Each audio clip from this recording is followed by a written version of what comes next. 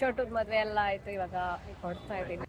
Welcome to Mysuru vlog part 2. Part 1 ನೋಡಿಲ್ಲ ಅಂದರೆ ಬೇಗ ಬೇಗ ನೋಡ್ಕೊಂಡು ಬನ್ನಿ, ಕಾಂಟೆಕ್ಸ್ಟ್ ಸಿಗುತ್ತೆ.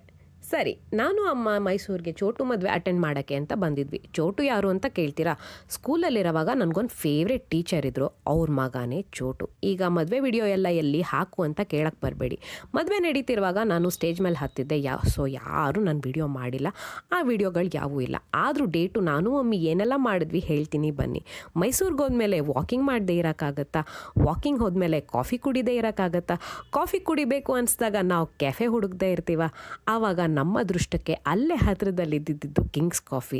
ನಮಗೆ ಅಂತಲೇ ಓಪನ್ ಮಾಡ್ದಂಗಿತ್ತು, ಬೆಳಿಗ್ಗೆನೇ ಓಪನ್ ಮಾಡಿದರು. ನಾನು ಅಮ್ಮ ಅಲ್ಲಿ ಹೋಗಿ ಕಾಫಿ ಕುಡಿದ್ವಿ. ನನ್ನ ಡೇಟ್ ತುಂಬ ಚೆನ್ನಾಗಿ ಕಾಣಿಸ್ತಾಯಿದ್ರು ಅಂತ ಹೇಳಿ ಕಾಫಿ ಸರ್ವಿಂಗು, ಕಾಫಿ ಗಿವಿಂಗು ಎಲ್ಲ ನಾನೇ ಮಾಡಿದೆ. ಇಂಥ ಒಳ್ಳೊಳ್ಳೆ ವಿಷಯಗಳನ್ನೆಲ್ಲ ಕೆಲವರು ಕಲಿಬೇಕು, ಆಮೇಲೆ ಮಾಡಬೇಕು. ಚಿಯರ್ಸ್ ಹೇಳಿ ಕಾಫಿ ಕುಡಿದು ನಾನು ಅಮ್ಮ ಬಂದಿದ್ದ ರೋಡಲ್ಲೇ ವಾಪಸ್ ನಡ್ಕೊಂಡು ಹೋದ್ವಿ. ಅದೇ ಬನ್ನಿ ಮಂಟಪ ರೋಡು.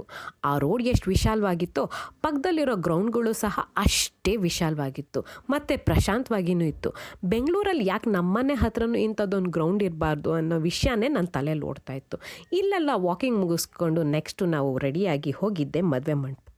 ಯಥಾವತ್ತಾಗಿ ಅಲ್ಲೊಂದು 1000 ಸೆಲ್ಫಿ ತಗೊಂಡೆ, ಫೋಟೋ ಶೂಟ್ ಎಲ್ಲ ಮಾಡಿದೆ, ಅಷ್ಟೇ. ಚೋಟದ ಮದುವೆ ಎಲ್ಲ ಆಯಿತು, ಇವಾಗ ಕೊಡ್ತಾ ಇದ್ದೀನಿ. So this is end of day 2 and the entire Mysuru journey. Thank you so much for watching.